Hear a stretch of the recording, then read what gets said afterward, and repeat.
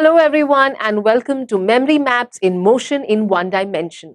Now, motion in one dimension forms a section of your kinematics part of the physics portion. So let's begin with the memory maps.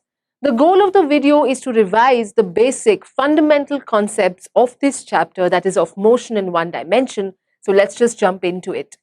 The first idea is the idea of kinematics. Now, kinematics is the study of physics in which you study motion without taking into account the factors which cause the motion. So you study how, but you don't study why. And that is exactly what kinematics is. Now, from this kinematics branches the remaining concepts of this chapter. The first and very simple concept is the concept of rest. Now, we know what is rest. A body is said to be at rest if it does not change its position with respect to its surroundings. A very simple example is that of a book lying on a table. This book, we say, is at rest. The next concept is the concept of motion. The idea of motion is contrasting to the idea of rest. Motion, by definition, is said when a body is changing its position with respect to its surroundings. And an example of motion would be birds flying in the sky. Now, you can see that the ideas of rest and motion are contradictory. But the most important part that you must understand is that in both these cases, the important line is the words with respect to the surroundings. And therefore, I can say that rest and motion must always be identified with respect to their surroundings. And what does this exactly mean? It means that rest and motion are relative. So what is the meaning of rest and motion being relative? It means that it depends on the observer. We all know the very simplified example of you sitting in a train. If I'm sitting in a train, then the person in front of me seems like he or she is at rest. But a person on a platform will say that even I'm in motion and this person is also in motion. But to me, this person seems to be at rest. So you can see that for me, this person is at rest, but for a person on the platform, this person is in motion. And therefore, rest and motion can only be identified if you correctly tell who is looking at this frame of reference, which means rest and motion are relative, or that they depend on the observer, or that they depend on the frame of reference. That's the idea behind rest and motion being relative. We move on to the idea of one-dimensional motion. One-dimensional motion is a section of kinematics which we will be concerned with in this chapter. One-dimensional motion is, very simply speaking, the motion of a body along a straight line. In very simple words, this motion can be described by a single position coordinate. So you can say that if a body is moving in a straight line, you need only one position coordinate to describe fully the location of this body. So this body could be moving in the x direction or the y direction or the z direction. In fact, it could be moving in any direction except that it has to be in a straight line and it will be classified under one-dimensional motion. Now remember, no matter what the direction, since there's only one direction, I can always call that direction as the x direction because there is no other direction, and therefore I say that I can describe the motion of a one-dimensional object as a function of time. So I can say that x is equal to ft. Next, we move on to the idea of distance. Now, distance by definition is the actual length of the path covered. Now, you have learned this many times, but let me recap very quickly. If you are moving from one point to another, there are many ways in which you can go from one point to another. You can take a wavy path, you can take a semicircular path, and each time if you measure the actual length of the path that you have covered, then that's what you get, that is distance. In this case, you will see that you are measuring the actual path. That is, in the first case, you will put a string around the curvy path. In the second case, you will put a string around the circular path, and so on. You'll measure that value, and that's what's going to give you the distance. The unit of distance is meter. The next quantity is displacement. In contrast, displacement by definition is the shortest possible distance between the initial and the final positions. So for example, if I take the same case, then if I'm going from one point to another, there is only one way in which I can go from here to here, which will cover the shortest distance, that is going in a straight line. And therefore you see that displacement, which is this straight line, is only one single value between 2 points. So displacement has a single value between 2 points, whereas distance has many values depending on the path that you have taken. So displacement only depends on the initial position and the final position, and that's the major difference between distance and displacement, even though you can notice that both of them have the same units, that is, both of them have meter as their SI units. But the most important difference between distance and displacement is the idea of scalars and vectors.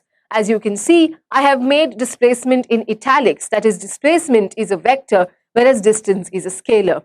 And where does this come in handy? This comes in handy when you look at different displacements or different distances. Now, because distance is just a scalar, what you can do is you can add these distances up directly. So if you cover 5 meters of distance and then you cover 10 meters of distance, and someone asks you what's the total distance, you can straight away add these two distances and that will be the total distance. But you can't do the same thing for a displacement because displacement is a vector. So you can't just add two displacements because you can't add two vectors straight away. You have to add them vectorially. And this brings me to the point I'm trying to make. That is, if you have multiple displacements like S1, S2, S3 and S4, you can't just add them up the way you add up distances. You actually have to do a vectorial sum that you have to use the parallelogram law, the polygon law, you have to use the triangle law. That is, you have different mathematics when you are adding displacements and you have different mathematics when you are adding distances because scalars have different maths associated with them, the kind that you were learning in school.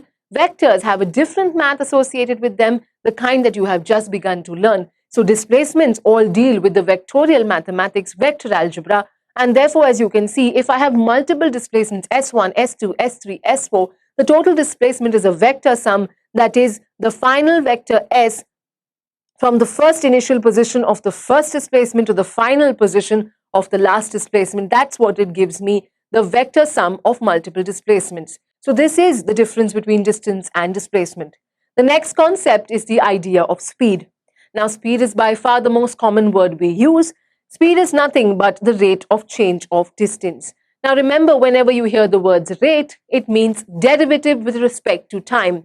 And now, by taking that hint, you can tell me what would be the formula for speed. Speed is nothing but the derivative of distance with respect to time. And therefore, I can say that speed is ds by dt, where s is the distance and t is the time. So v speed is ds by dt, or derivative of distance with respect to time. Now we have different types of speeds. The first one is uniform speed. Now throughout this chapter, remember, whenever you hear the word uniform, it means equal. So uniform speed is when an object travels equal distances in equal intervals of time. In contrast, the idea of non-uniform speed means the object is traveling unequal distances in equal intervals of time. Be careful, the time intervals remain equal. It is the distances that change. So equal distances in equal time is uniform and unequal distances in equal time is non-uniform speed. So remember, the time intervals are still equal. It is the distances that are changing. The third type of speed is the average speed. Now, if you want to find average, you always take the total distance upon the total time. So associate the word total with average. If you want to find the average, you always take total upon total. So average speed is total distance upon total time. But if the speed is continuously changing, you have to take a different formula. And if you look at this formula is something that you will understand by the normal understanding of average. So normally when you look at the word average, what you do is you add up all the quantities and you divide it by the number of quantities. That's the kind of average that you are used to calculating. And that's more related to this formula. You can look at this formula and you will see that the numerator is an integration of the product of speed and a time interval divided by the total time, that is integration of the time intervals. So you know, integration is just like adding things up. And therefore, you can see that the numerator is the addition of all the values divided by the number of values, that is the number of time intervals. So if you want to find an average speed where the speed is constantly changing, what you have to do is you have to integrate speed with respect to time and divide it by the total time interval, that is the integration of dt. So this is a formula you will use when speed is constantly or continuously changing. But if speed is constant or has discrete values, then what you will use is the previous formula, that is total distance upon total time. Finally, we look at instantaneous speed. Now, the word instantaneous itself is self-explanatory. Instantaneous means that you are finding speed at a particular instant in time. So, instantaneous speed by definition is the speed of an object at a particular instant. And because you have to find instantaneous speed, you take the derivative. So, remember, no matter what the quantity, if you want to find its instantaneous value, you always take the derivative. So, if you are finding the derivative of a quantity with respect to time, it's going to be its instantaneous value. If you want its average value, you take total upon total. So, instantaneous value is nothing but the derivative of speed with respect to time. But now, can you understand that there is a relationship between the instantaneous value and the average value? Well, average value was something that we found for the total time interval, and instantaneous value is something you find for that instant. So that means if I take the average formula, that is, I take total distance upon total time, and I squeeze that time interval and I make it smaller and smaller and smaller till the time interval becomes 1 instant of time, then what I will get is the instantaneous value. So can you understand that instantaneous value, that is instantaneous speed, is nothing but the average speed, but the time interval has been squeezed into 1 instant. So I can say that the instantaneous speed is the average speed, but for infinitesimally small interval. So the formula is always the same. It's always distance upon time. But if you want instantaneous, you take derivative with respect to time. If you want average, you take total upon total. That's the difference. So here you can see that instantaneous speed is defined as the average speed only, but the time interval must go to 0. That is, it must approach 0. And that's the idea of limits that you have learned in calculus. So instantaneous speed will be given by the limiting value of the average speed, that is delta s upon delta t. If you take the limiting value of the time interval, that is, let the time interval go to 0, what you get is the value of speed, which is instantaneous speed. So instantaneous speed is nothing but the limit of the average speed in the limit delta t goes to 0. So that's the idea of instantaneous speed. We then move on to velocity. Just like distance and displacement seemed like they were same concepts but were vastly different, in the same way speed and velocity seem like same concepts but they are vastly different, especially because just like distance was a scalar and displacement was a vector, speed is a scalar and velocity is a vector. So now you can guess that speed was a scalar and distance was a scalar, and speed was dependent on distance. In the same way, velocity depends on displacement, which is a scalar, so velocity is also a scalar. So if I look at the definition of velocity, it is the rate of change of displacement. And like I said, when you have rate of change, you divide by time, or you take the derivative of the quantity with respect to time. So velocity will be the rate of change of displacement with respect to time. That is the derivative of displacement with respect to time, but that's when it has an instantaneous value. So I look at the velocity types. The first type is uniform. So you can see that all these types are going to be similar to the types in speed, but their meanings will be slightly different. You have uniform velocity when the body covers equal displacements in equal intervals of time. Their uniform speed was equal distances in equal intervals of time. Here you have uniform velocity equal displacements in equal intervals of time. Then you have non-uniform velocity, unequal displacements in equal intervals of time. So you can see that I'm only replacing distance with displacement, and you are getting the definition for these types of velocity. The next one is average velocity. Now remember, average means you take the total time interval. So average velocity is total displacement upon total time. So total means you take the displacement of the entire time interval for which the motion is happening. And as always, if you want to move on to instantaneous, what you will do is you will limit the value of the average speed. So I will get instantaneous velocity if I put the limit on the average velocity. That is, I take delta t as goes to 0, as I told you before, and I will get instantaneous velocity, which is dr by dt. Now you can see that r here is the position vector. So instantaneous velocity is nothing but the rate of change of the position vector with respect to time. So let me just recap. Velocity is the rate of change of displacement. You have different types of velocity. The first one is uniform, where you have equal displacements in equal intervals of time. The second one is non-uniform, unequal displacements in equal intervals of time. The third one is average velocity, where you take total displacement upon total time. And the fourth one is instantaneous velocity, where you have the derivative of displacement with respect to time, or the derivative of the position vector with respect to time. The next idea that is very, very important in understanding velocity is the idea of obtaining velocity from a displacement time graph. So you know that if you have a displacement time graph, you can find velocity by taking the slope of the graph. But which of the velocities will you get? There are 4 types of velocity. So if I find the slope of a displacement time graph, which velocity am I going to get? Now the idea is that if you look at a displacement time graph or a position time graph, you are going to get velocity by finding the slope. But if you find the slope at a single point, that is, you take one point on the graph, you draw its tangent line, and you find the slope of that tangent line. So if you are working with only one point on the graph, what you are finding is the instantaneous velocity. So if you want instantaneous velocity, you look at the slope of the tangent line at a single point. And therefore, I can say that the formula for instantaneous velocity is also tan theta, where theta is the angle that the tangent line makes at that point where you are trying to find the slope.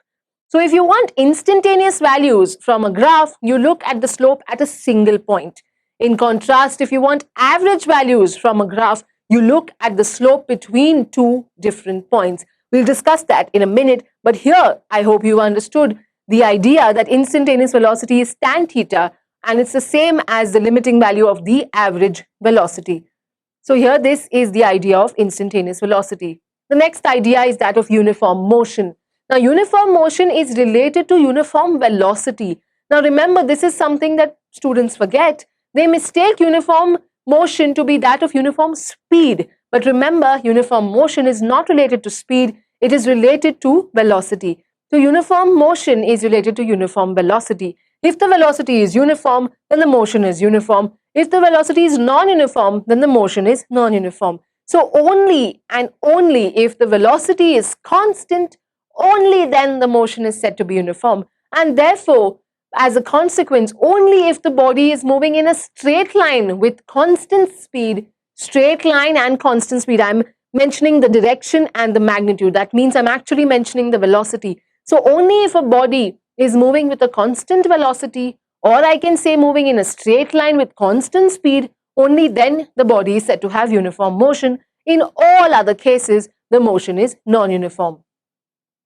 I then move on to the most important concept of all, that is the concept of acceleration. Acceleration by definition is the rate of change of velocity. And as you know by now, whenever you see the words rate of change, you have to divide by time, you have to take the derivative with respect to time. Let's look at the types of acceleration. The types of acceleration, the first one is uniform acceleration.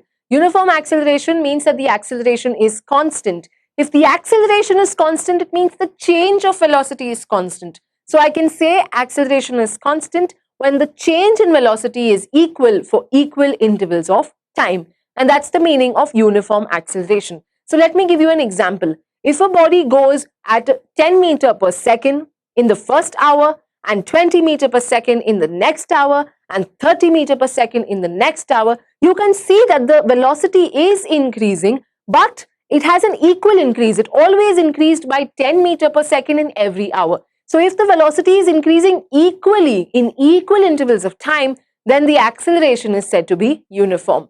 Now remember that the equations of motion that you learn and will use extensively in this chapter and the next, whenever you talk about mechanics, the 3 equations of motion that we all know, that is v is equal to u plus at, s is equal to ut plus half at square, and v square is equal to u square plus 2as. These 3 equations of motion that we will extensively use in all the problems, they fall under only this category of motion. So remember, only and only when the motion has constant acceleration, only then can you use the equations of motion. So you will have to identify if the motion has constant acceleration or no. For example, if a body is falling down, we know that the body is under constant acceleration, that is the acceleration due to gravity. But in the other cases where the acceleration is changing constantly, you can't use the equations of motion. So be careful and identify whether the sum or the scenario is talking about constant acceleration or not. So equations of motion fall under the uniform acceleration category of motion. The next type of acceleration is the non-uniform, where the changes in velocity are unequal in equal intervals of time. By now you must have understood that average is found by taking total upon total. So average acceleration is total change in velocity upon total time. Now I want to stress upon a point that I spoke of a little bit earlier, but I want to clarify again. Now you know that if I have a velocity time graph, then I can find the acceleration from the slope of that graph. But like I said before, if you have to find the slope at a single point on the graph, that means you are looking at instantaneous values. But if you find the slope between two different points on a graph, that means you are looking at average values. And here I'm trying to give you an example. If you look at this graph, this is a velocity time graph, and you will see that here I am taking a slope between 2 points. That is, I'm doing y2 minus y1 upon x2 minus x1. So I'm taking slope between two different points. And when I do that, when I take slope between two different points on a graph, which are separated from each other, when I do that, what I'm finding is the average value. So from a velocity time graph, if I find the slope between two separate points, what I'm getting is the average acceleration. But what if I want to find the instantaneous acceleration?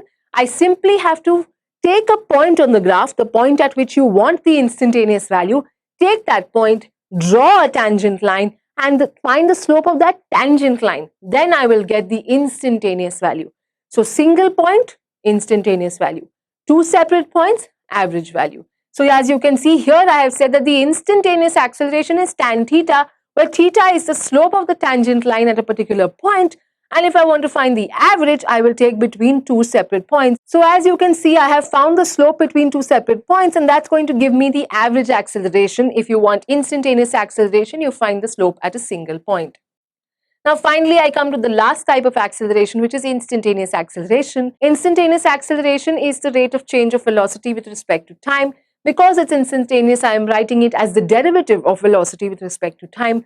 Couple of points about instantaneous acceleration. The first one is the same idea that if you want to go from average to instantaneous, you make the time interval, that is delta t, to 0. That is, let delta t approach 0. That is, instantaneous values are always limiting values of the average quantity. So you always take the average formula, you put the limits where the time interval goes to 0, and that will give you the instantaneous value. Now this seems like maths. The idea is that instantaneous is always for a single moment in time, average is over a large time interval. So instantaneous value is obtained by taking the derivative of velocity with respect to time, which is nothing but the limiting value of the average quantity. The next point is that acceleration is the rate of change of velocity, but velocity itself is a rate of change of displacement. So acceleration can be found by taking the derivative 2 times of displacement. So acceleration is the second derivative of displacement, and that's another formula that is very useful. Finally, like I have said many times before now, if you want to find the instantaneous acceleration, you simply take a velocity time graph and find its slope at a particular instant or at a particular point on that graph. So a single point on the graph will give you the instantaneous acceleration. Slope between 2 points on the graph will give you the average acceleration, as I have said before. So this is the idea of finding instantaneous and average values from a graph. So this completes the different quantities that are defined in this chapter. Finally, I just want to recap that distance and speed are related. You can find speed by dividing distance by time. You can find distance by multiplying speed and time. The idea is that they both are scalars and they are related to each other. Similarly, the quantities of acceleration, displacement, and velocity are all vectors and are related to each other. If you have displacement and you divide that by time, you get velocity. If you have velocity, you divide that by time, you get acceleration. All of them are vectors and all are related to each other. Finally, uniform motion is related to uniform velocity and not to uniform speed. So if you want uniform motion, you look at the velocity. If velocity is uniform, motion is uniform. Similarly, if velocity is non-uniform, then the motion is non-uniform. So uniform and non-uniform motion are related to uniform and non-uniform velocity. This completes my revision of the concepts of the chapter. If you want an in-depth analysis, you can take a look at the target book for NEET Physics, and you will find the idea of these concepts explained in detail. Thank you for watching. Please subscribe.